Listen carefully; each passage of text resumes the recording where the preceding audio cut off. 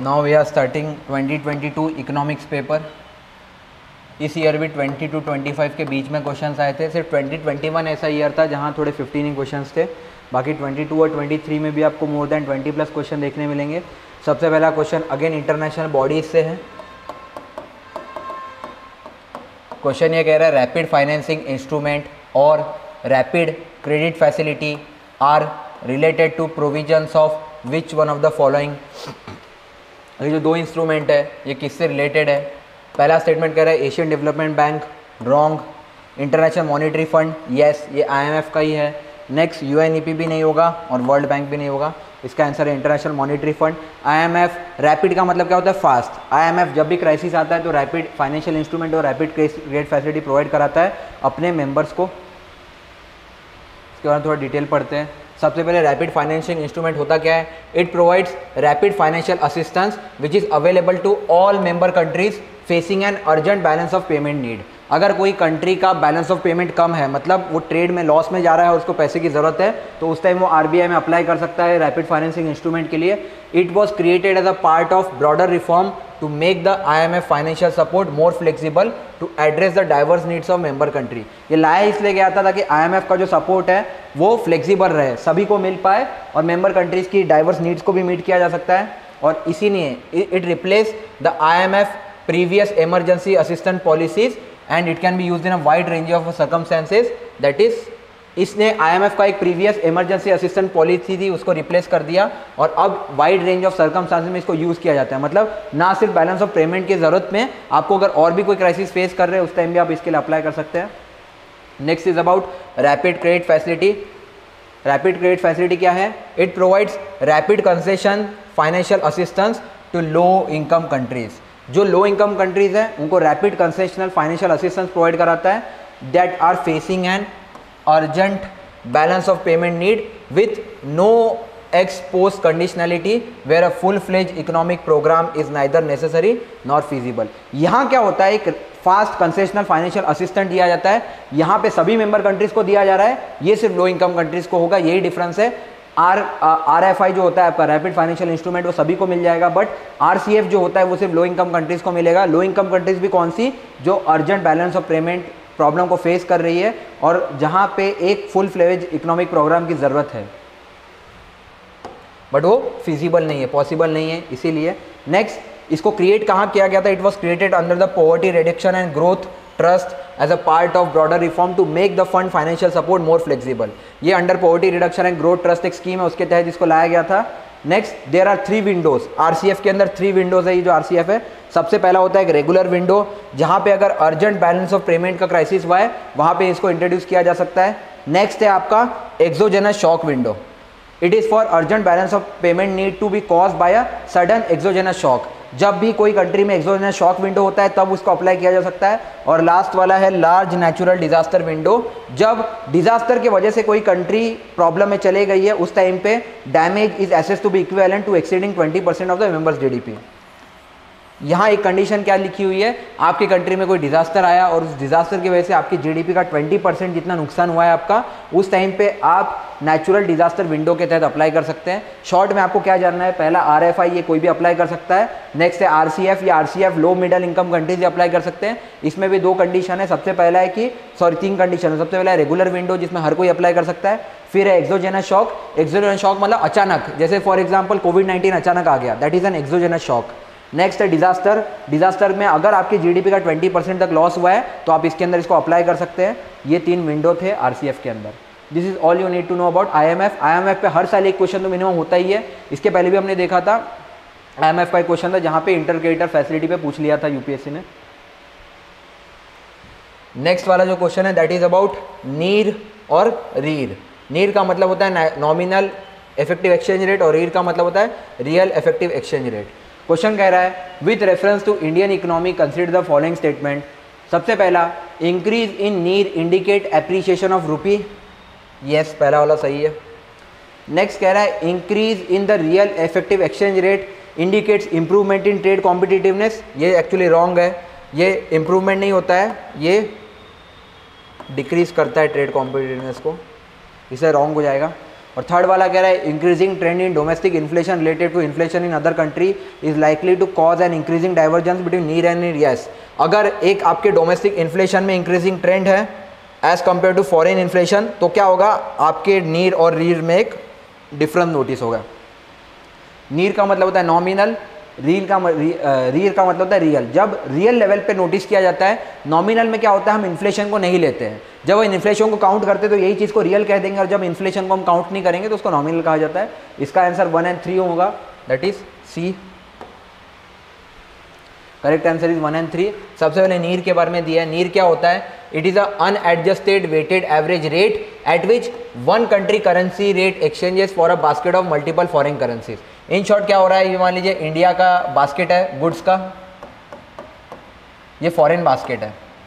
यहाँ पे हम क्या कर रहे हैं, हम लोग एवरेज रेट ले रहे हैं एक कंट्री के करेंसी एक्सचेंज का for basket of multiple foreign exchange. जैसे यहाँ पे क्या होगा, इंडियन है, यहाँ पे यूएस का है डॉलर, यूके का यूरो है, येन है जापान का, चाइना का भी है, रशिया का रूबल है। सबको जब हम एक के साथ बाकी बास्केट में बाकी कंट्रीज के करेंसीज को कंपेयर करते हैं, that is nominal. Nominal exchange rate is the amount of domestic currency needed to purchase foreign currency. मतलब एक रुपीज़ में आप कितना ये खरीद सकते हैं, या फिर कितना हर एक कंट्री का $1, $1, $1 और $1 खरीदने के लिए कितने रुपीज़ चाहिए, इसको कहा जाता है नीर। कि एक इंडियन रुपीज़ में आपको कितना ये मिल सकता है, इसके कंपैरिजन को कहा जाता है। आगे, it is a measure of the value of currency against the weighted average of several foreign currencies, hence it indicates an appreciation of the rupee. इसलिए पहला स्टेटमेंट हमारा राइट है। नेक्स्ट कह रहा है रीर के बारे में। रीर जो है ये भी एक वेटेड एवरेज है करेंसी का, रिलेटेड टू इंडेक्स और basket of other major currencies. अब यहाँ पे एक चीज़ देखेंगे, यहाँ लिखा हुआ है अनएडजस्टेड, यहाँ लिखा है वेटेड एवरेज। ये अनएडजस्टेड वेटेड एवरेज है। अनएडजस्टेड क्यों है, क्योंकि यहाँ पे हम लोग इन्फ्लेशन को काउंट नहीं करते हैं। यहाँ पे एडजस्टेड क्यों है, यहाँ पे इन्फ्लेशन को काउंट किया जाता है, इसलिए इसका नाम भी रियल दिया जाता है। The weight are determined by comparing the relative trade balance of country currency against that of each country in the index.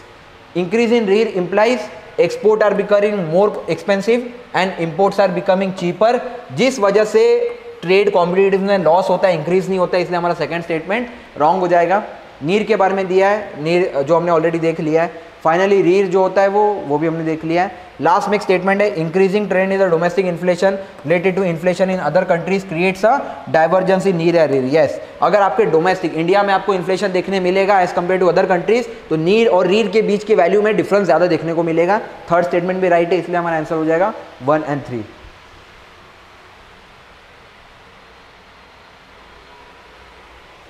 Actually ये वाला जो क्वेश्चन है उस साल यूपीएससी ने ड्रॉप कर दिया था, आई डोंट नो व्हाई, क्यों इसको ड्रॉप किया गया था।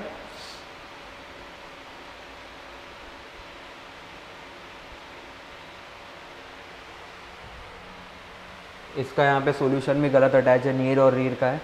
ये क्वेश्चन को करते हैं, इसका सॉल्यूशन नहीं है, बट इसको देखते हैं। पहला कह रहा है with reference to Indian economy consider the following market statement.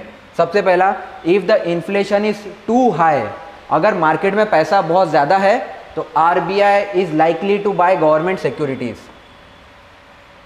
अब ये स्टेटमेंट रॉन्ग क्यों हो जाएगा, अगर मार्केट में इन्फ्लेशन बहुत ज़्यादा है तो ये कह रहा है आरबीआई क्या करता है, गवर्नमेंट सिक्योरिटी अपने पास वापस ले लेता है।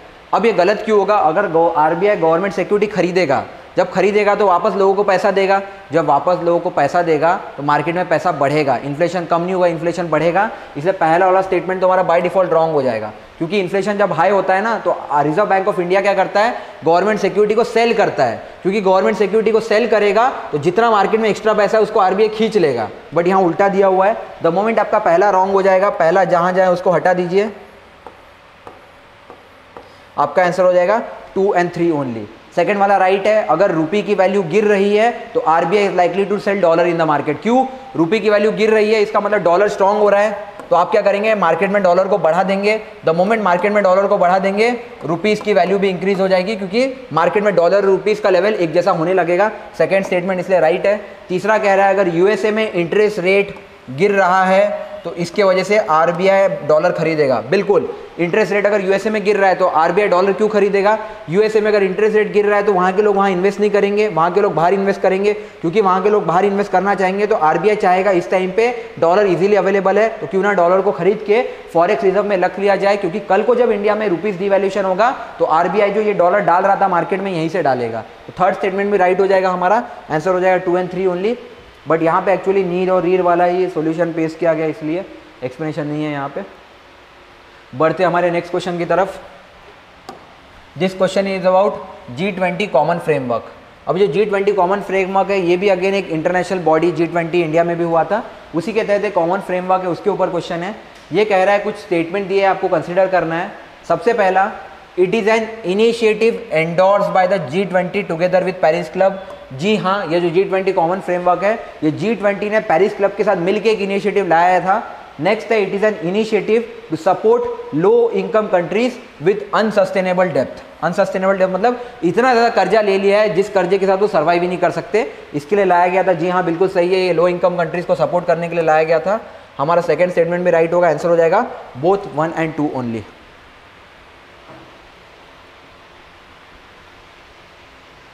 इसका अगर एक्सप्लेनेशन देखेंगे तो यस, आंसर इज बोथ 1 और 2। G20 कॉमन फ्रेमवर्क क्या है? सबसे पहले चैड एक कंट्री है, it has become the first country to officially request a डेप्ट restructuring under a new common framework that is G20 common framework. Chad एक country है जिसने डेप्ट रिस्ट्रक्चरिंग का मतलब क्या है? मान लीजिए आपने लोन लिया और लोन में ये कहा गया कि 5% इंटरेस्ट लगेगा आपको 10 साल के लिए। अगर मान लीजिए आप लोन नहीं पे कर पा रहे तो इसको कहा जाता है डेप्ट रिस्ट्रक्चरिंग। सामने वाला आपको क्या बोलेगा? आपको 10 साल में पे करना था, आप बोलेंगे हाँ ठीक है, आप एक काम कीजिए, ये लोन को आप 5% इंटरेस्ट के साथ 20 साल में पे कीजिए। अब क्या हुआ? आपको टाइम थोड़ा ज़्यादा मिल गया, क्योंकि आपको टाइम ज़्यादा मिल गया, EMI थोड़ा कम हो जाएगा हर महीने। जैसे पहले आपको 10,000 रुपये हर महीने EMI देना था, अब आपको 5,000 देना है, बट 20 साल तक देना है, तो पैसा आपको उतना ही देना पड़ेगा, इनफैक्ट थोड़ा ज़्यादा देना पड़ेगा, बट टाइम ज़्यादा मिल गया आपको। इसको कहा जाता है डेप्ट रिस्ट्रक्चरिंग। जब आप जो कर्जा है उसमें कुछ चेंजेस करते हैं, या तो इंटरेस्ट को कम कर देते हैं, बढ़ा देते हैं, या फिर टाइम पीरियड को कम कर देते हैं या बढ़ा देते हैं, इसको कहा जाता है डेप्ट रिस्ट्रक्चरिंग। तो चैड एक कंट्री है ये अफ्रीका कॉन्टिनेंट की, उसने अप्लाई किया था इसके लिए डेप्ट रिस्ट्रक्चरिंग के लिए, किसके अंडर? G20 कॉमन फ्रेमवर्क के अंदर। ये G20 कॉमन फ्रेमवर्क किसने लाया था? चाइना ने और अदर कंट्रीज ने। कौन सी? 20 countries with the help of Paris club. ये जो 20 कंट्रीज कौन सी है? यही है G20। G20 के अंदर जितने 20 कंट्रीज हैं, एक्चुअली अब ये G21 हो गया है रिसेंटली। नरेंद्र मोदी जी ने अफ्रीका को इसमें शामिल किया, अफ्रीका यूनियन को। तो अब इंडिया में वर्ल्ड में G20 नहीं रहा है, ये G21 हो गया है। इंडिया में जब न्यू दिल्ली समिट हुआ था G20 का, उसमें मोदी जी ने अफ्रीका को ऐड करवा दिया इसमें। Next, it is a common framework for dept treatment beyond the dept service suspension initiative. ये कॉमन फ्रेमवर्क है, जिनको भी अपने कर्जे में कुछ चेंजेस लाना है उसके लिए वो इसके अंदर अप्लाई कर सकते हैं। इसको किसने एंडोर्स किया था? G20 ने टुगेदर विद पेरिस क्लब, इसलिए हमारा स्टेटमेंट 1 राइट हो जाएगा। नेक्स्ट दे रखा है, common framework is intended to deal with insolvency and protracted liquidity problems. इसमें होता क्या है? ऐसे लोग जो कर्जा नहीं भर पाते, इंसॉल्वेंसी का प्रॉब्लम है। इंसॉल्वेंसी का मतलब क्या होता है? आपने एक लोन लिया, अब वो लोन 10,000 मान लीजिए 1,000 करोड़ का था, अब 1,000 करोड़ में से आप 400 करोड़ भर चुके हैं, 600 करोड़ आप नहीं भर पा रहे और 3-4 साल हो गए, तो ये इंसॉल्वेंसी डिक्लेयर हो जाएगा। इंसॉल्वेंसी मतलब आपके पास पैसा ही नहीं है भरने के लिए। तो अब इंसॉल्वेंसी के तहत नए नए प्लान्स बनाए जाते हैं। ये इम्प्लीमेंटेशन कौन कराता है? इसके लिए कॉमन फ्रेमवर्क बनाया गया है। इसको अनाउंस कब किया गया था? नवंबर 2020, बट हमारे डेट इंपॉर्टेंट नहीं होता है। To deal with the issue of unsustainable डेप्ट face by various country as an impact of कोविड-19। क्योंकि कोविड-19 आया था तो बहुत सारे कंट्रीज ने बहुत सारा कर्जा ले रखा था, जो कि अब उनके लिए अनसस्टेनेबल हो गया था, भरना इम्पॉसिबल हो गया था, उसके लिए इसको लाया गया था। पेरिस क्लब क्या है? इट इज़ अ क्लब और group of official from major creditor countries. जो जो कंट्रीज पैसा दे रही है इसके अंदर, वो सब इस पेरिस क्लब का पार्ट है। ये कब इस्टेब्लिश हुआ था? 1956 में। और इसका काम क्या होता है? सस्टेनेबल सोल्यूशन ढूंढना, सो दैट जितने भी कर्जदार कंट्रीज हैं वो टाइम पे पेमेंट कर पाए। तो पेरिस क्लब के बारे में आपको जो जानना है, आपके लिए इंपॉर्टेंट है Paris Club group of major creditor countries है, 1956 में फॉर्म हुआ था, and they find sustainable solution to find difficulty face by debtor countries. और इसके अलावा ये जो चैड है ये फर्स्ट कंट्री है, और ये G20 कॉमन फ्रेमवर्क किसका था? पेरिस क्लब का प्लस G20 कंट्रीज का, बस, नॉट बियॉन्ड दैट। अब ये वाला क्वेश्चन है, ये वाला क्वेश्चन मैं आपको बताऊंगा ये वाले क्वेश्चन को कैसे करना है। इसमें भी अगर आप देखेंगे तो ये क्वेश्चन एग्जाम फॉर्म में इजीली किया जा सकता था। शॉर्ट ट्रिक है इसकी।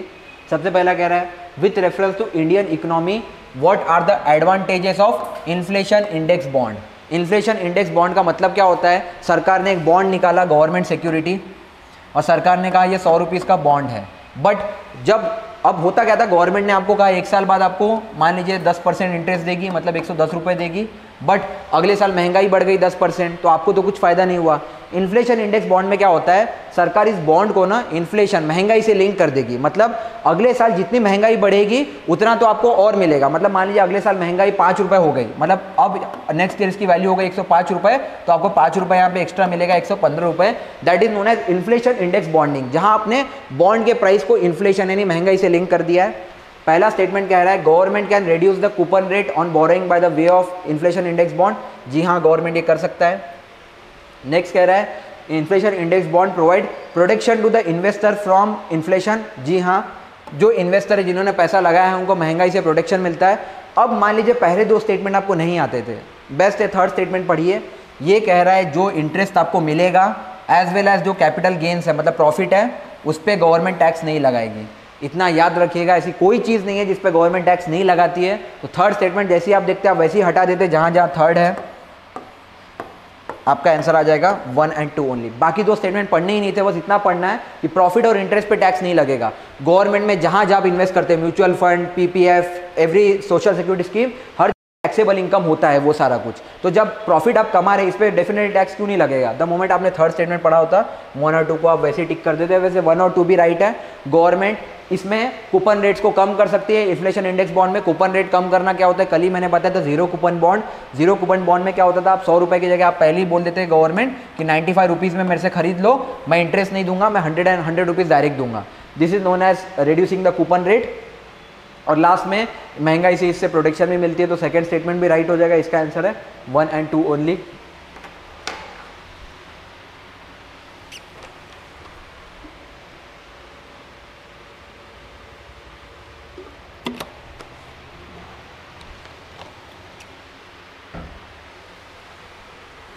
अब हम समझते हैं इन्फ्लेशन इंडेक्स बॉन्डिंग का मतलब क्या होता है।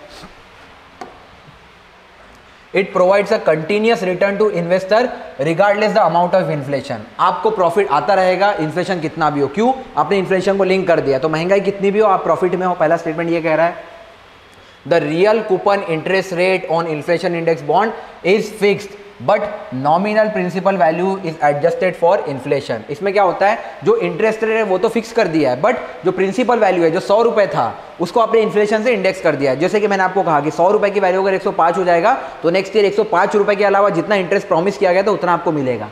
तो वो यहाँ पे किया जाता है। So government can reduce the coupon rates on it's borrowing by way of IIB। पहला स्टेटमेंट राइट हो गया। नेक्स्ट ये कह रहा है जो मॉडिफाइड प्रिंसिपल वैल्यू है उस पर पीरियोडिक कूपन पेमेंट इशू किया जाएगा। इस तरीके से both principal and coupon payment will be protected from inflation. तो सेकंड स्टेटमेंट में बिल्कुल सही है।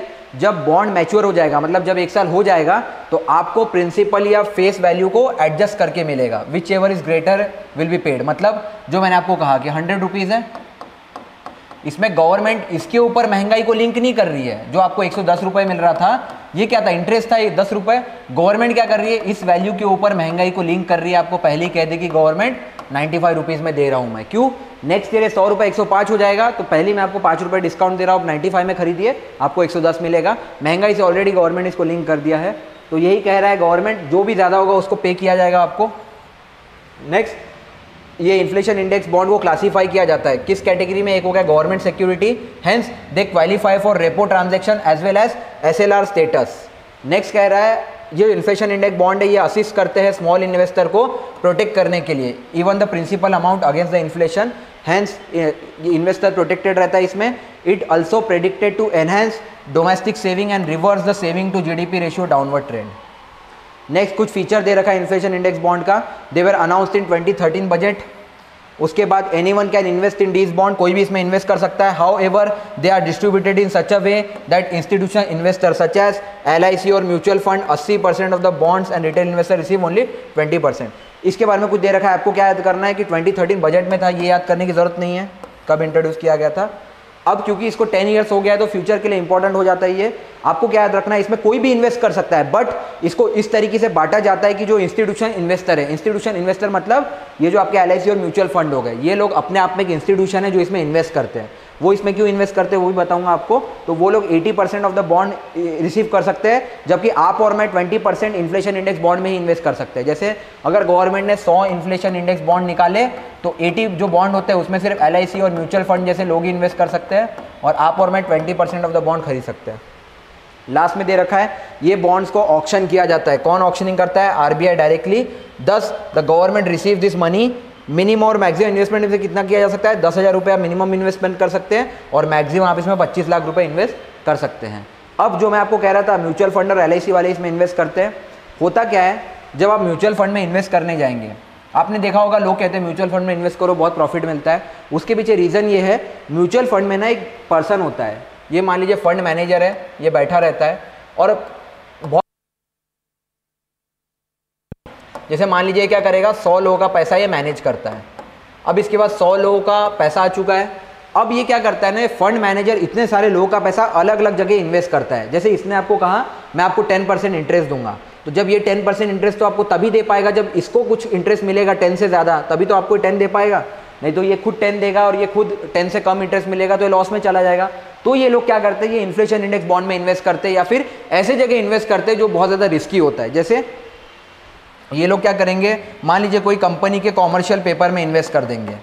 अब ये कंपनी में रिस्क बहुत ज़्यादा है, बट इन्होंने यहाँ इन्वेस्ट क्यों किया है, इनको यहाँ से 15% मिलेगा। द मोमेंट इनको ऐसे 15% मिलेगा, ये 5% अपना कमीशन रख लेगा फंड मैनेजर, और बचा हुआ 10% आप लोग को वापस कर देगा। इसलिए सबसे ज़्यादा इंटरेस्ट यहीं पे मिलता है, बट डूबने का भी डर बहुत ज़्यादा रहता है, क्योंकि ये लोग अनरिस्की में इन्वेस्ट करते हैं। इसीलिए जब आप SIP फाइल करने जाएंगे, म्यूचुअल फंड के लिए SIP लेने जाएंगे, तो आपने देखा होगा वहाँ पे परसेंटेज लिखा रहता है, कितना परसेंटेज मिलेगा, प्लस रिस्क लेवल भी लिखा होता है। तो जहाँ आप देखेंगे ना लिखा होता है कि 30% आपको मिलेगा, 25% आपको मिलेगा, वहाँ आप देखना रिस्क लेवल कितना ज़्यादा होता है। रिस्क लेवल इतना हाई होता है, पैसा डूबने का बहुत ज़्यादा चांस होता है, क्योंकि वो लोग ऐसे जगह इन्वेस्ट करते हैं जहाँ पे पैसा भी डूब सकता है।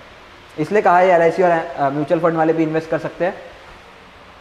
नेक्स्ट वाला जो क्वेश्चन था ये था आपका ई-कॉमर्स कंपनीज के ऊपर। ई-कॉमर्स कंपनी इंडिया में कौन कौन से? फ्लिपकार्ट हो गया, अमेजोन हो गया, ये सब क्या ई-कॉमर्स कंपनी है जो बाहर से आके इंडिया में ट्रेड करते हैं। तो क्वेश्चन कह रहा है with reference to foreign owned, ऐसी ई-कॉमर्स कंपनी जो फॉरेन वाले लोगों की है, operating in India, which of the following statements are correct. सबसे पहला, they can sell their own goods in addition to offering their platform at market places. मतलब वो इंडिया में जो प्लेटफॉर्म बना के दे रही है, जैसे फ्लिपकार्ट ने आपको एक प्लेटफॉर्म दिया है जिस पे आप शॉपिंग कर सकते हैं, इसके अलावा फ्लिपकार्ट अपना सामान भी खुद सेल कर सकता है। तो पहला स्टेटमेंट हो जाएगा रॉन्ग।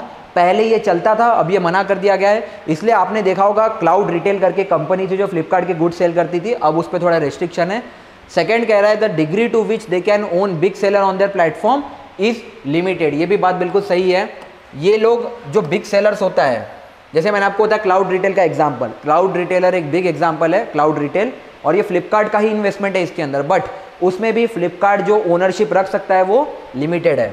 मतलब चाहे तो 25% ओनरशिप रख सकता है, क्योंकि कल को अगर फ्लिपकार्ट उसकी ओनरशिप करेगा तो फ्लिपकार्ट अपने प्लेटफॉर्म पे अपने ही सामान बेचेगा, तो बाकी लोगों को चांस क्यों मिलेगा? कल को प्रॉब्लम क्यों हो जाएगी?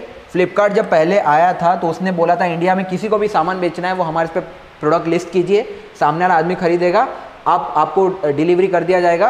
सारा डिलीवरी का काम फ्लिपकार्ट कराएगा, फ्लिपकार्ट अपने एंड से डिलीवरी पार्टनर प्रोवाइड कराएगा। तो पहले तो लोकल सेलर इस पे बेच सकते थे, बट अब बीच में क्या होने लग गया था, लोकल सेलर्स के अगेंस्ट ना फ्लिपकार्ट ने खुद का एक कंपनी लेके आया था, जिसमें फ्लिपकार्ट ने डायरेक्टली नहीं दिखाया था, किसी और नाम से दिखाया था, और ये करता क्या था, ये प्रोडक्ट बहुत सस्ते बेचता था। प्लस ये क्योंकि इसका खुद का प्लेटफॉर्म था तो एडवर्टाइजमेंट भी इस हिसाब से करता था कि इसके प्रोडक्ट को ज़्यादा प्रायोरिटी मिलनी चाहिए। इस वजह से क्या हुआ, फ्लिपकार्ट के प्रोडक्ट थोड़े ज़्यादा बिकते थे। इसी चेंज को लाने के लिए इन्होंने कहा था कि ये प्रोडक्ट का जो ओनरशिप होता है इसको बहुत कम किया जा सकता है, इसलिए इसका आंसर हो जाएगा 2 ओनली। पहला वाला तो which of the following statements are correct, correct second वाला ही है, फर्स्ट वाला रॉन्ग हो जाएगा क्योंकि वो अपने प्रोडक्ट सेल नहीं कर सकते। ये क्वेश्चन क्यों पूछा गया था, क्योंकि ई कॉमर्स रूल आया था 2021 में, आपका पेपर था 2022 में, तो एक साल पहले जो भी करंट अफेयर्स होता है इंपॉर्टेंट हो जाता है। सबसे पहले इसमें कहा गया है कंज्यूमर प्रोटेक्शन रूल्स 2020। कंज्यूमर मतलब हम लोग जो सामान खरीद रहे हैं उनके प्रोटेक्शन के लिए कुछ रूल्स लाए थे, जिसमें ये कहा गया कि it will regulate all commercial transaction involving goods or services sold over a digital or electronic network by retailers in India or overseas to consumer in India. India में कोई भी सामान अगर डिजिटल प्लेटफॉर्म के थ्रू बेचा जा रहा है तो उस पर रूल्स अप्लाई होंगे, अगर वो चाहे इंडियन कंपनी हो या बाहर की कंपनी हो। नेक्स्ट ई कॉम रूल्स में ये कहा गया है कि दो टाइप के ई कॉमर्स बिजनेस मॉडल है। सबसे पहला है market place model. Market place model में क्या होता है, आप एक प्लेटफॉर्म बना के दे रहे हैं जिस पे लोग आएंगे, बेचेंगे और सामने वाला खरीदेगा, इसको कहा जाता है मार्केट प्लेस मॉडल। जैसे मान लीजिए अगर एक मॉल है, मॉल जब बनता है तो मॉल अपने आप एक मार्केट प्लेस है, वहाँ अलग अलग कंपनी वाले अपना स्टोर खरीदते हैं, अपना सामान बेचते हैं और कंज्यूमर आके सामान खरीदता है। बट जो मॉल ओनर है वो क्या कर रहा है, एक मार्केट प्लेस बना के दे रहा है लोगों को। दूसरा मॉडल कौन सा है, inventory based model. Inventory based model क्या होता है, इन्वेंट्री होता है स्टोर हाउस, गोडाउन, मतलब आप ऑर्डर करेंगे, मिंत्रा का इन्वेंट्री बेस्ड मॉडल ही है। जैसे फ्लिपकार्ट है, फ्लिपकार्ट का मिंत्रा ने क्या किया कि इन्वेंट्री बना रखी है, आप मिंत्रा पे जाएंगे, जब कपड़ा ऑर्डर करते हैं तो मिंत्रा अपने इन्वेंट्री से ही डायरेक्ट भेजता है, वो उसने बाकी प्लेटफॉर्म वगैरह से टाइप नहीं कर रखा है। While regulating e-commerce entity in India, the rules have separate specified provision for the marketplace as well as inventory-based entities and for the sellers who can sell the platform by a marketplace e-commerce entity. The rules barred online marketplace from holding inventory of their own. Rules मना करता है market place वालों को खुद की inventory hold करने से, इसीलिए फ्लिपकार्ट खुद का इन्वेंट्री नहीं बना सकता है। इसकी वजह से क्या होगा, influencing the price of goods on their platform. कल को इससे क्या होगा, फ्लिपकार्ट जो सामान 80 रुपये में बिकना चाहिए अपने कंपनी का 70 में बेचेगा, जिसकी वजह से जो लोग लोकल प्लेटफॉर्म है, जैसे मान लीजिए मैं एक छोटा मोटा ग्राहक हूँ, मतलब छोटा मोटा शॉपकीपर हूँ और मैं छोटा मोटा सामान बेच रहा हूँ फ्लिपकार्ट पे, कल को मेरा सामान कोई खरीदेगा ही नहीं। क्यों, मेरे को बनाने में 90 रुपीज़ लग रहे हैं, बट फ्लिपकार्ट बल्क में बना रहा है, फ्लिपकार्ट को सस्ता पड़ रहा है, फ्लिपकार्ट सस्ते में बेच रहा है, तो लोग फ्लिपकार्ट से ही खरीदेंगे इसीलिए। नेक्स्ट कह रहा है ई कॉमर्स कंपनी को ये भी इंश्योर करना है कि none of their related parties and associate enterprises are listed as sellers on their shopping website. मतलब ऐसा नहीं होना चाहिए कि फ्लिपकार्ट का कोई भी पार्टी या फिर फ्लिपकार्ट से एसोसिएटेड एक कंपनी हो जो इस पर लिस्टेड हो। And no related entity should sell their goods to an online seller operating on the same platform. Hence statement 1 not correct हो जाएगा।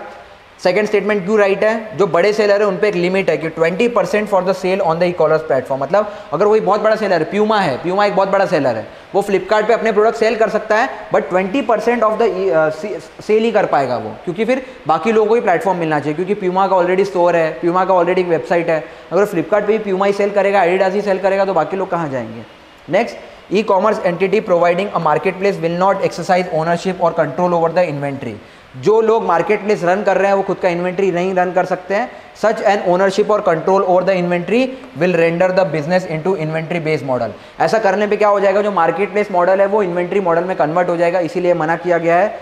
Inventory of a vendor will be deemed to be control by e-commerce market place entity if more than 20% of the shares of such vendor are from market place entity और it group companies. मतलब कल को अगर फ्लिपकार्ट किसी भी company में 25% या ज़्यादा शेयर डालता है तो ऐसा माना जाएगा फ्लिपकार्ट मार्केट प्लेस से इन्वेंट्री मॉडल में चेंज हो गया है, इसीलिए सेकंड स्टेटमेंट राइट हो जाएगा, क्योंकि सेकंड स्टेटमेंट में ऐसा कह रहा है कि वो लोग ओनरशिप अपनी लिमिट कर सकते हैं। तो सेकंड स्टेटमेंट हमारा राइट रॉन्ग हो जाएगा, सेकंड स्टेटमेंट इनकरेक्ट हो जाएगा। पहला वाला सॉरी सेकंड वाला करेक्ट है, यहाँ पे इनकरेक्ट लिखा हुआ है।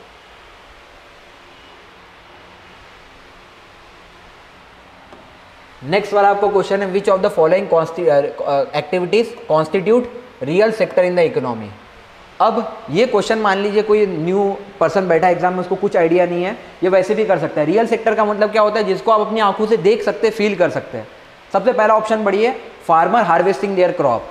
एक किसान जो अपनी खेती को हार्वेस्ट कर रहा है, ये आदमी अपने आंखों से देख सकता है, रियल सेक्टर है ऑब्वियसली, क्योंकि ये विजिबल है। Next, textile mill converting raw cotton into fabrics. जो मिल वाला है वो कॉटन को फैब्रिक में कन्वर्ट कर रहा है, ये भी आप जाके देख सकते हो, किसी टेक्सटाइल इंडस्ट्री में जाओगे तो यही काम होता है। तीसरा स्टेटमेंट कह रहा है, एक बैंक जो सामने वाली कंपनी को पैसा दे रहा है। अब ये चीज़ आप देख नहीं सकते क्योंकि सब कंप्यूटर में होता है। मान लीजिए मैं मेरे कंप्यूटर से आपको असाइन कर रहा हूँ, मैंने आपको 10 लाख रुपए दे दिए, अभी तो अकाउंट में है ना, मतलब मोबाइल में देख सकते हो आप, रियल में थोड़ी हो रहा है, इसलिए रियल सेक्टर नहीं होगा ये। नेक्स्ट कह रहा है, कॉर्पोरेट बॉडी इशूइंग रुपी डिनोमिनेटेड बॉन्ड ओवरसीज। अब ये भी जो है सब डिजिटल है, मतलब अगर कोई बॉन्ड इशू कर रहा है, मैं अपने मोबाइल या कंप्यूटर से भी बॉन्ड इशू कर सकता हूँ, इसके लिए जरूरी नहीं है पेपर वर्क की जरूरत है, तो ये भी रियल सेक्टर नहीं होगा। रियल सेक्टर मतलब क्या है, जिसको आप फील कर सकते हैं। जैसे ये टेबल है, अब मैं टेबल को फील कर सकता हूँ, this is real for me. Imaginary क्या होगा, जैसे मैंने आपको बोला रूम में एयर है, आप और मैं देख नहीं सकते बट रूम में एयर है तभी हम लोग जिंदा है, तो ये सारा हो जाएगा imaginary. A commercial bank lending money to a trading company, जैसे अगर मैंने किसी को पैसे ट्रांसफर किए तो मैंने अपने मोबाइल को उठाया, पेटीएम ऑन किया, उसको पैसे ट्रांसफर किए, वो भी अपने मोबाइल में देख सकता है। बट अगर मैं उसको कैश दूंगा तो होगा रियल, क्योंकि कैश मेरे हाथ से मैं उसको दे रहा हूँ। तो ये दोनों जो चीज़ें रियल इसलिए नहीं है क्योंकि ये डिजिटली हो रही है, रियल लेवल पे प्लेस नहीं हो रहा है। इसका आंसर हो जाएगा 1 and 2 only. The correct answer is 1 and 2। सबसे पहले रियल सेक्टर की बात करते हैं। रियल सेक्टर क्या है? It is the key section as activity of this sector persuade economic output and is represented by those economic segment that are essentially for the progress of GDP of the country. अब real sector का GDP में भी कुछ contribution होता है, जैसे किसान harvesting कर रहा है तो किसान हार्वेस्टिंग करने के बाद वो जो क्रॉप्स है, जो वीट है, वो वीट को पिसवाएगा, कोई आटा बनाएगा, उस आटे से कोई ब्रेड बनाएगा, कोई रोटी बनाएगा और उसको बेचेगा, जिससे जीडीपी में कंट्रीब्यूशन होगा। सेम ये जो टेक्सटाइल से फैब्रिक बन रहा है, ये कपड़ा कोई खरीदेगा, पहनेगा, इससे जीडीपी में कंट्रीब्यूशन होगा। बट ये जो कॉमर्शियल बैंक किसी को पैसा दे रहा है, अब मान लीजिए उसने अकाउंट में पैसे रखे, वो कुछ काम ही नहीं कर रहा है, तो पैसे का क्या मतलब है? नेक्स्ट अगेन कोई कॉर्पोरेट बॉडी अगर एक बॉन्ड इशू कर रहा है ओवरसीज, इस बॉन्ड को किसने खरीदा ही नहीं, बॉन्ड एक्सपायर हो गया, तो जीडीपी में क्या कंट्रीब्यूशन है, इसलिए ये दोनों नहीं होगा। नेक्स्ट दिया हुआ है सेक्टर जनरेट बेटर आउटकम, उसके बाद दे रखा है it's statistics cover data and indicator of production in both agriculture and industrial sector. मतलब रियल सेक्टर वो होगा जिसका डेटा आपको एग्रीकल्चर और इंडस्ट्रियल सेक्टर के दोनों चीज़ों को कवर करेगा। अगेन जीडीपी में कुछ कंट्रीब्यूशन होगा, प्राइवेट इन्वेस्टमेंट में कुछ कंट्रीब्यूशन होगा, उसको कंजम्पशन किया जा सकता है, मतलब उसको यूज़ किया जा सकता है, होलसेल या फिर कंज्यूमर प्राइजेस इंडेक्सेस में भी फील किया जा सकता है, एम्प्लॉयमेंट भी दिया जा सकता है उससे। जैसे मान लीजिए अगर किसान काम कर रहा है, गेहूँ निकालने के बाद तो किसको रोजगार देगा, सो दैट वो गेहूँ की कटाई करे। सेम टेक्सटाइल मिल किसको रोजगार देगा, बट ये रुपी लेंड करने के लिए किसको नौकरी थोड़ी देनी है, पैसा ट्रांसफर करने के लिए। Next real sector of the economy deals with the production side. इसमें होता क्या है, आपको प्रोडक्शन होता हुआ दिखेगा, कुछ बनता हुआ दिखेगा, जैसे कि यहाँ पे गेहूँ बनता हुआ दिख रहा है, यहाँ पे कपड़ा बनता हुआ दिख रहा है, इन दोनों में कुछ बन ही नहीं रहा है। While the nominal economy deals with the financial side. अब ये दोनों जो है ना, इसको नॉमिनल इकोनॉमी कहा जाता है। This is real sector economy, this is nominal economy. Nominal economy में क्या हो रहा है, it deals with the financial side, जहाँ पे फाइनेंशियल रिलेटेड चीज़ें हो रही है। फाइनेंशियल एक्टिविटीज़ कैसी, जो these are not real production activity but they do not contribute itself to the except the factor income it generate, therefore a commercial bank lending। ये दोनों क्या हो जाएगा आपका नॉमिनल, ये वाला हो जाएगा नॉमिनल इकोनॉमी का ऑप्शन हो जाएगा ये स्टेटमेंट 3 और 4। और बाकी 1 और 2 किसका हो गया, रियल का।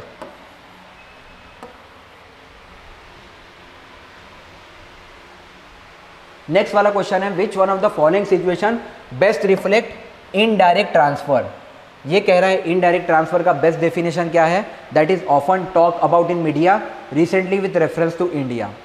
अब इस 4 ऑप्शन को पढ़ने के बाद ना, आप पहले चारों ऑप्शन को पढ़िए। सबसे पहला कह रहा है एक इंडियन कंपनी जिसने किसी फॉरेन कंपनी में इन्वेस्ट किया है, टैक्स भी भर रहा है फॉरेन कंट्री में, और जो प्रॉफिट्स है किस पे टैक्स भर,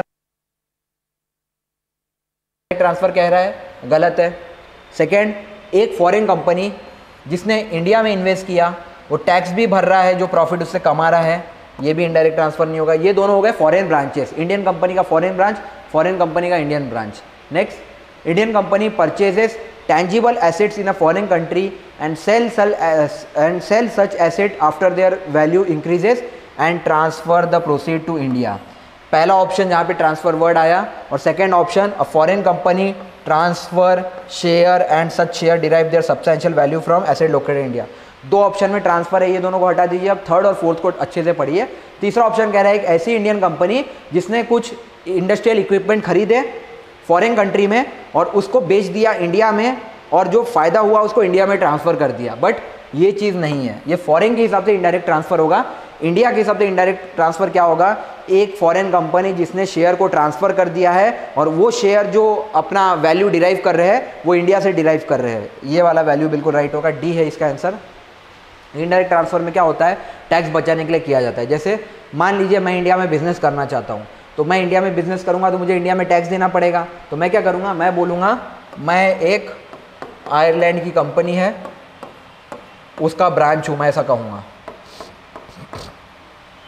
अब मैंने कुछ प्रॉफिट कमाया, मैं कहूँगा ये प्रॉफिट मैंने आयरलैंड को भेज दिया। क्यों, आयरलैंड से सारा सामान था, आयरलैंड में शेयर होल्डिंग है पूरी, शेयर होल्डर को मैंने पैसा दे दिया, मेरे पास प्रॉफिट कुछ नहीं बचा। इंडिया में क्या होता है, आपको टैक्स प्रॉफिट पे टैक्स देना पड़ता था, तो ये लोग ऐसा करके टैक्स बचाते थे। बट गवर्नमेंट ने अब लेके आ गया है मिनिमम अल्टरनेटिव टैक्स, जिसमें आपको टैक्स देना ही देना है, टैक्स सेव कर ही नहीं सकते। यहाँ पे पहले क्या होता था, गवर्नमेंट बोलती थी प्रॉफिट में टैक्स देना, ये लोग बोलते थे, जैसे डोमिनोज क्या करता था, डोमिनोज टैक्स कैसे बचाता था, डोमिनोज बोलता था डोमिनोज का जो पिज़्ज़ा का बेस है ये मैं फॉरेन से मंगा रहा हूँ, यहाँ से मंगा रहा हूँ, मतलब इंडिया से मैं कुछ ले ही नहीं रहा हूँ, तो मैं टैक्स क्यों भरूँ, ऐसा कहता था वो। सेम गूगल पे इंडिया में आया था तो गूगल पे कहता था मैं इंडिया में क्या यूज़ कर रहा हूँ, मैं तो बैंकिंग इंफ्रास्ट्रक्चर है उसको यूज़ कर रहा हूँ, लोग ट्रांजैक्शन कर रहे हैं, बट मेरा मेन जो सर्वर है वो आउट ऑफ इंडिया है। तो ये सबको बचाने के लिए गवर्नमेंट ने मैट लेके आया था, उसी के तहत एक कंसेप्ट था इनडायरेक्ट ट्रांसफर, जिसका आंसर हो जाएगा डी। अब इनडायरेक्ट ट्रांसफर को थोड़ा डिटेल में देखते हैं। करेक्ट आंसर आपका ऑप्शन 4 हो जाएगा। What is indirect transfer? It's provision deal with the taxation of transaction where even though the transfer of share took place overseas the underlying assets were in India. ये एक taxation provision है जहां पे transfer of share जो है वो overseas place कर चुका है, मतलब आपने क्या किया है, ये कंपनी है,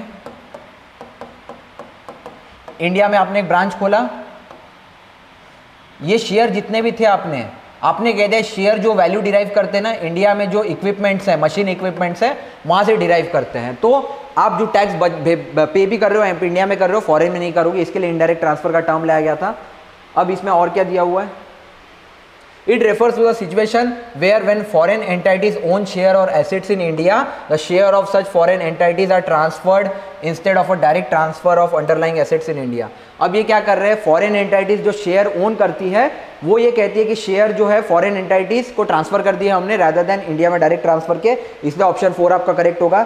इनडायरेक्ट ट्रांसफर इंट्रोड्यूस किया गया था आपके इंफॉर्मेशन टेक्नोलॉजी एक्ट 2012 में with retrospective effect. Retrospective effect का मतलब होता है कोई ऐसी चीज़ जो पुराने लॉ से लागू हो सकती है। रेट्रोस्पेक्टिव मतलब अगर मान लीजिए मैंने ये कहा कि आज से ये कानून आएगा, तो इसके पहले अगर किसी ने इस कानून को तोड़ा होगा उसको भी जुर्म भरना पड़ेगा, दैट इज रेट्रोस्पेक्टिव। प्रोस्पेक्टिव का मतलब क्या होता है, आज से मैंने अगर कानून लाया ना तो कल से अगर कोई ये कानून तोड़ेगा उस पर फाइन होगा। बट रेट्रोस्पेक्टिव का मतलब क्या होता है, इंडिया में मान लीजिए कोई लॉ नहीं है और मैं एक लॉ लेके आऊँ तो आज से जो भी मान लीजिए क्लास में एब्सेंट रहेगा उसको 10,000 रुपये फाइन है फॉर एग्जाम्पल। तो प्रोस्पेक्टिव क्या रहेगा, ये लॉ कल से लागू होगा। रेट्रोस्पेक्टिव का मतलब क्या है, मैं ये बोलूँगा अब तक जितने एब्सेंट थे उन पे बाय डिफॉल्ट लगा दो ये, तो दैट इज रेट्रोस्पेक्टिव। तो इसको पुराने तरीके से लगाया था, जिसके तहत वोडाफोन ग्रुप पे ये टैक्स भरना पड़ा था। वोडाफोन का केस चला था इंडिया में, जहाँ पे वोडाफोन ने कहा था कि वोडाफोन जो है वो एक केमैन सब्सिडरी है। केमैन एक आइलैंड है वेस्ट इंडीज में, it is a Cayman subsidiary owned by Hutchison International, Hutch जो कंपनी है उसका सब्सिडरी है, और such transaction under the tax net in India, इसीलिए उनको इंडिया में टैक्स पे करने की ज़रूरत नहीं है। बट ये केस गया था सुप्रीम कोर्ट में, सुप्रीम कोर्ट ने फाइनली कहा कि वोडाफोन को टैक्स पे करना पड़ेगा विद पेनल्टी, इसीलिए only those indirect transfer transaction where more than 50% of the underlying assets are in India will be subject to levy of capital gain tax in India. ऐसा कहा गया supreme Court ने कि ऐसे indirect transfer जहां 50% से ज़्यादा एसेट्स इंडिया में हैं तो उन पर टैक्स लगेगा। कैसा tax, capital gain tax. Capital gains क्या होता है, मान लीजिए आपने ये ज़मीन है, ये ज़मीन पे आपने इंडस्ट्री को दिया, ज़मीन बेची आपने, ज़मीन पे इंडस्ट्रियल ने कुछ इंडस्ट्री बनाई, इस ज़मीन से आपने जो प्रॉफिट कमाया इसको कहा जाता है कैपिटल गेन्स। एक सामान से, जैसे मान लीजिए मैंने एक पेंटिंग बेची, पेंटिंग से मुझे जो प्रॉफिट हुआ दैट इज़ कैपिटल गेन्स, उस प्रॉफिट पे मुझे टैक्स लगेगा, तो इसको कहा जाता है capital gain tax. But clarification are also extended the tax to fund including that outside India. ये बेसिकली वोडाफोन केस चला था इंडिया में, इसलिए पूछा गया था इनडायरेक्ट ट्रांसफर क्या होता है। वोडाफोन क्या कह रहा था, मैं इंडिया में टैक्स नहीं पे करूंगा क्योंकि इंडिया में मेरी कंपनी जो है वो मेरी कंपनी यहाँ पे है, केमैन आइलैंड में है, वेस्ट इंडीज़ में है, बट इंडिया में मेरे कुछ एसेट्स है। तो सुप्रीम कोर्ट ने कहा नहीं, अगर आपका इंडिया में कोई भी एसेट है, इंडिया में आपका कोई भी इक्विपमेंट है जहाँ आपने इन्वेस्ट किया है और मोर देन 50% शेयर वैल्यू वहीं से डिराइव होती है, तो आपको टैक्स पे करना पड़ेगा। ये वाले क्वेश्चन में वापस ट्रिक लग जाएगा। ये कह रहा है with reference to expenditure made by an organisation और a company which of the following statements are correct. Expenditure से रिलेटेड कौन सा स्टेटमेंट करेक्ट है? सबसे पहला, acquiring new technology is a capital expenditure. अगर आप कोई नया टेक्नोलॉजी खरीदते हैं तो ये कैपिटल एक्सपेंडिचर है। जी हाँ, बिल्कुल राइट है ये। नेक्स्ट कह रहा है डेब्ट financing is considered capital expenditure while equity financing is considered revenue expenditure. किया क्या यूपीएससी ने, डेब्ट फाइनेंसिंग का स्टेटमेंट इक्विटी फाइनेंसिंग को दे दिया है, इक्विटी का डेब्ट को दे दिया है। ये स्टेटमेंट ऐसा होना चाहिए, यूपीएससी ने इंटरचेंज किया इसलिए सेकंड वाला रॉन्ग हो जाएगा। हमने कई बार देखा है जब भी दो चीज़ों की बात होती है स्टेटमेंट इंटरचेंज होता है, इसलिए इसका आंसर हो जाएगा 1 only. The correct answer is 1 only.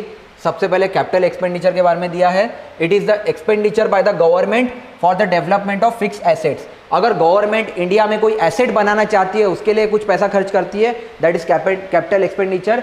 If an item has to be a useful life of more than 1 year it is capitalise, that is can be considered as capital expenditure. ऐसा कोई item जो 1 साल से ज़्यादा तक टिकेगा उसका life cycle होता है, दैट इज कैपिटल एक्सपेंडिचर. जैसे अगर रोड बना रही है गवर्नमेंट, रोड क्या है? Capital expenditure. 1 साल तक रहेगा वो रोड. किसके लिए बना रही है government? Development of fix assets. Capital expenditure is a payment for goods और सर्विसेज रिकॉर्डेड और capitalise on the balance sheet. और ये गवर्नमेंट के बैलेंस शीट में भी दिखेगा. It is use to create assets और टू रिड्यूस लाइबिलिटी. गवर्नमेंट इससे एसेट बना सकती है या अपने लाइबिलिटीज को कम कर सकती है. It consist of long term investment by government in creating assets such as road and hospital. Hospital भी क्या एक टाइप का कैपिटल एक्सपेंडिचर, 1 साल से ज़्यादा की लाइफ होती है और इसे डेवलपमेंट ही होता है. And the money was given by the government in form of loan to state और repayment of its borrowing. ये जो पैसा है सरकार या तो स्टेट को देती है लोन के तौर पे या फिर सरकार कहती है मैंने जो कर्जा लिया है उसके तहत ये पैसा ले लो. Therefore, acquiring new technology is considered a capital expenditure as it will generate profit. अब सरकार ने पहले डामर की रोड बनाती थी, अब अगर सरकार सीमेंट की रोड बनाए तो ये क्या है? Acquiring new technology. और ये भी एक टाइप का कैपिटल एक्सपेंडिचर है. इसे पहला स्टेटमेंट हमारा राइट हो जाएगा. सेकंड स्टेटमेंट क्यों रॉन्ग है? डेब्ट फाइनेंसिंग और इक्विटी फाइनेंसिंग ये दोनों कैपिटल एक्सपेंडिचर में ही आते हैं, इसीलिए स्टेटमेंट 2 हमारा रॉन्ग हो जाएगा. कैपिटल एक्सपेंडिचर के अलावा एक और चीज़ है that is known as revenue expenditure. आपको याद रखना है 2 चीज़ें होती है, कैपेक्स और रेवेन्यू एक्स. अब रेवेन्यू एक्सपेंडिचर क्या होता है? It is the expenditure by the government which does not impact it asset और लाइबिलिटी. ऐसा एक्सपेंडिचर, ऐसा खर्चा जो एसेट और लाइबिलिटी को इम्पैक्ट नहीं करता है. Example the salary. जैसे किसी गवर्नमेंट एम्प्लॉय को सैलरी दिया, अब इससे ना एसेट बढ़ रहा है गवर्नमेंट का ना लाइबिलिटी बढ़ रही है. अगर किसी का इंटरेस्ट रीपेमेंट किया, जैसे सरकार ने लोन लिया और लोन पे सरकार ने इंटरेस्ट भरा, तो ना इससे कोई एसेट बन रहा है ना इससे कोई लाइबिलिटी बन रही है. तीसरा पेंशन. अगर सरकार किसी को एज अ पेंशन दे रही है तो पेंशन से भी लाइबिलिटी ना बनती है ना लाइबिलिटी कम होती है. Fourth administrative expense. Same administrative expense है, ना लाइबिलिटी बनती है ना लाइबिलिटी कम होती है, इसलिए चारों इसके बाहर हो जाएंगे. नेक्स्ट दे रखा है with reference to Indian economy.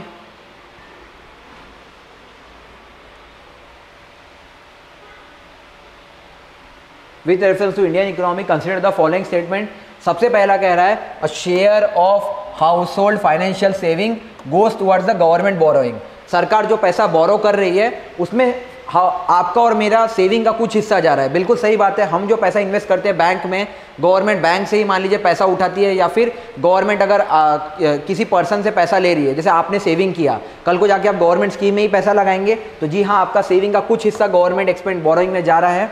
Next, dated security issued at market related rate in auction form a large component of internal डेप्ट. अब सेकेंड वाला स्टेटमेंट आई एम अनश्योर, मेरे हिसाब से इसका शायद 1 होगा या बोथ हो सकता है, चेक कर लेते हैं. बोथ है.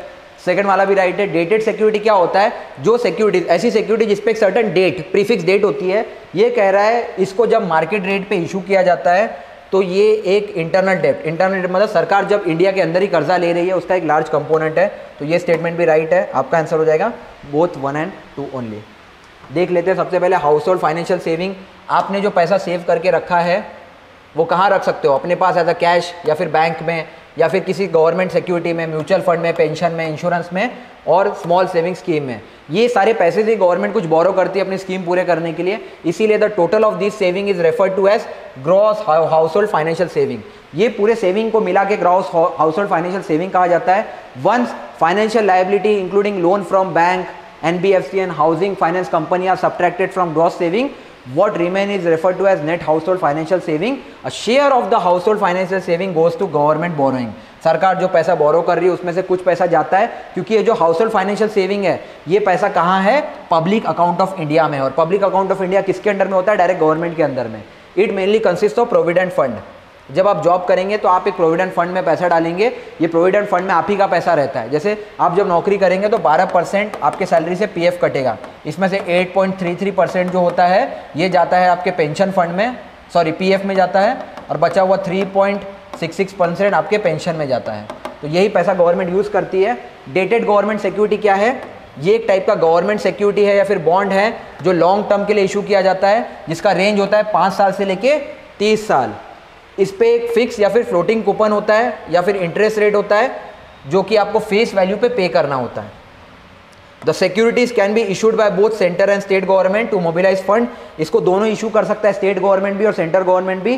The government issues this fund to finance a fiscal deficit, सरकार जब भी कर्जे में होगी तो इस पैसे का यूज करेगी फिस्कल डेफिसिट को पूरा करने के लिए। डेटेड सिक्योरिटी का मतलब होता है रेगुलर गवर्नमेंट बॉन्ड, जहां पे टी बिल्स को कंसीडर किया जाता है separately. Hence dated security are issued at market related rate that comprise a large share of internal डेब्ट। शॉर्ट में आपको जानना है डेटेड सिक्योरिटी क्या होता है, जिन पे एक डेट लिखा होता है कि 5 साल या 30 साल के बाद ही आपको पैसा मिलेगा। ये एक टाइप का लॉन्ग टर्म सिक्योरिटी है। इस पे आपको एक फिक्स रेट मिलेगा, इंटरेस्ट रेट मिलेगा या फ्लोटिंग। फ्लोटिंग का मतलब होता है आज आपको 5% मिल रहा है, कल 8 मिल सकता है या 5 से कम भी मिल सकता है। फिक्स का मतलब है हमेशा सेम रहेगा। ये गवर्नमेंट यूज करती है फिस्कल डेफिसिट को, कर्जे को कम करने के लिए। This was all about dated security, this was all about dated security and savings. बचा हुआ फिर हम नेक्स्ट क्लास में कर लेंगे क्वेश्चन नंबर 61 से।